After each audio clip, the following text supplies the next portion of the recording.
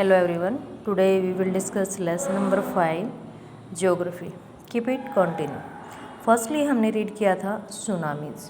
सुनामीज़ कैसे आती हैं, किस प्रकार से हमारे कोस्टल एरियाज़ को इफ़ेक्ट किया था, ये हम रीड कर चुके हैं इस लेसन में। नाउ नेक्स्ट है कि जो सुनामी है this tsunami that ravage the south and south east Asian coast in December 2004 is the most devastating tsunami in the last several 100 years. अरे पिछले 100 साल का अगर रिकॉर्ड देखें ना, उनमें जो दिसंबर 2004 में सुनामी आई थी, ये सबसे ज़्यादा विनाशकारी रही थी। The large damage cause to life, मतलब लाइफ की इसमें सबसे ज़्यादा हानि हुई। प्रॉपर्टी जैसे मकान गिर जाना, जो मछुआरे हैं उनकी नौका बहा जाना, तो इस प्रकार की जो प्रॉपर्टी है वो पानी में वेस्टेज गई। Was primarily a result of lack of monitoring. तो इसका क्या है कि हम इस प्रकार की जो मिस हैपनिंग होती हैं उनका पहले से आइडिया नहीं लगा सकते, उनको कंट्रोल नहीं कर सकते। The early warning system and knowledge among the coast delivers of Indian ocean. तो इस प्रकार से इसका रिजल्ट क्या होता है कि जो हमारे ओशियंस होते हैं उनमें जो तूफ़ान बनते हैं, चक्रवात बनते हैं, उनकी हमें पहले से नॉलेज या ज्ञान नहीं हो पाता कि हम उनके बारे में पहले से अवेयर हो जाए। इस प्रकार से वो ज़्यादा डैमेज का कारण बनते हैं। The first indication that tsunami is approaching is the rapid withdrawal of water from the coastal rain followed by destructive waves. तो इसका एक मुख्य कारण क्या है कि जो सुनामी होती हैं वो उनका जो पानी है उसकी काफ़ी स्पीड होती है और वो कोस्टल एरियाज़ में क्या है पहुंच जाता है, जिसके कारण वो विनाशकारी लहरों में परिवर्तित होता है। When this happen on the coast, जब वो कोस्टल तटीय क्षेत्र पर ऐसा होता है, instead of people going to high ground, तो जो लोग हैं ऊंचे एरिया जो है उसकी तरफ चले जाते हैं। This starting amazing at the coast to view the मिर्चली। तो वो क्या करना चाहिए, जब इस प्रकार की घटना हमें दिखाई दे रही है कि तूफ़ान उठ चुका है और लहरें हमारी तरफ आ रही हैं, तो लोग उसको एंजॉय करते हैं, पीछे ना हट कर कि हम पीछे वाले ऊंचे एरिए पे जाएं, वो वहाँ खड़े होकर उन चीज़ों को देखते हैं, क्योंकि ऐसी चीज़ें नेचुरल हैं, वो अच्छी लगती हैं। और इसका रिजल्ट होता है as a consequence there was a large quantity of क्रीशियस on locus when the genetic wave struck. तो इसका कारण क्या होता है कि जो तूफ़ान आता है, जैसे वेव्स आती हैं, तो उसके साथ ही हमारा जो सामान होता है और हम लोग होते हैं तो हमारे पैर नहीं जम पाते और हम उसके साथ बह जाते हैं। नेक्स्ट है टाइड्स। टाइड्स को हिंदी में बोलते हैं ज्वार भाटा। The dynamic rise and fall of ocean water twice in a day is a called a tide. जो ओशन का पानी होता है उसका ऊपर उठना फिर नीचे गिरना, एक दिन में ऐसी प्रक्रिया 2 बार होती है, उसी को हम ज्वार भाटा कहते हैं। It is high tide when water covers much of the shore by rising to its height level.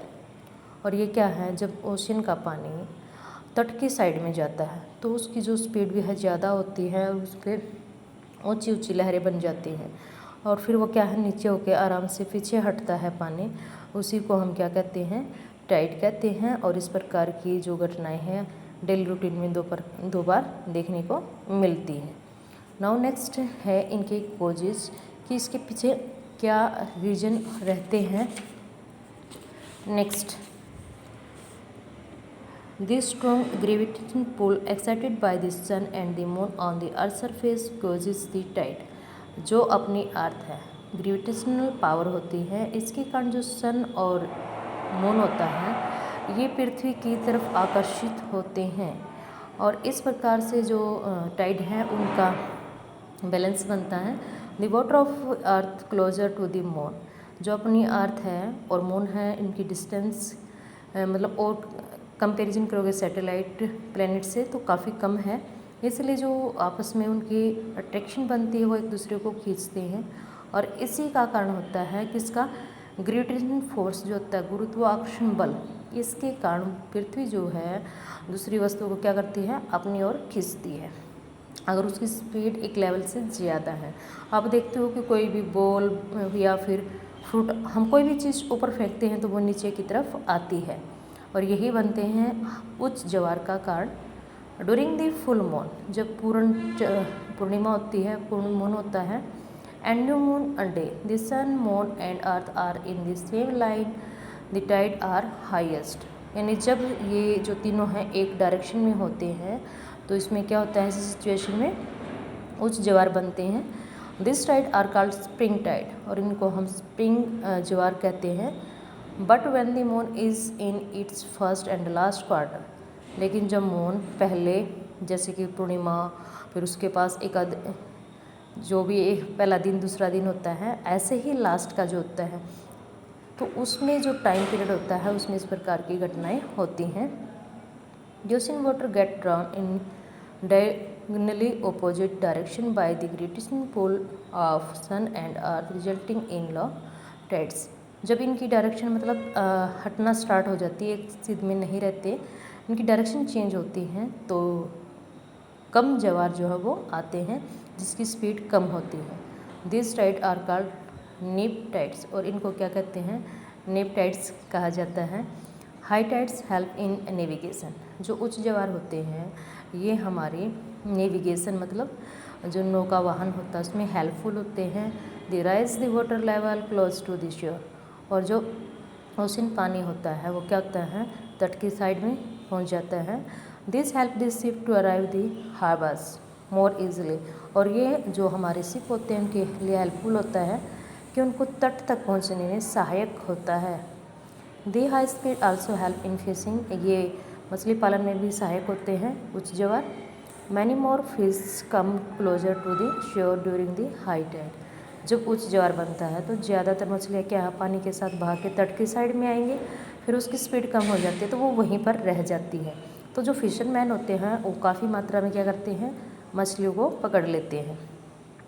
जो पानी है, rise and fall of water due it tides is being used to generate electricity in some places, कई स्थानों पर जो ज्वार उठता है गिरता है ये बिजली को बनाने में भी सहायक होता है। तो इस प्रकार से जो टाइड हैं वो एक दिन में 2 टाइम्स रिपीट होते हैं, और जो उच्च ज्वार बनते हैं हाई टाइड्स होते हैं वो काफ़ी हेल्पफुल है। जो लास्ट में आपने ये रीड किया, यहाँ पर ये सारी चीज़ें बताई हैं। फिशिंग यानी जो मछुआरे होते हैं फिशरमैन, उनके लिए इलेक्ट्रिसिटी जनरेट करने के लिए। तो इस प्रकार से ये चीज़ हमारे लिए नेचुरल है और डेली रूटीन में होने वाली प्रक्रिया। Thank you, have a nice day.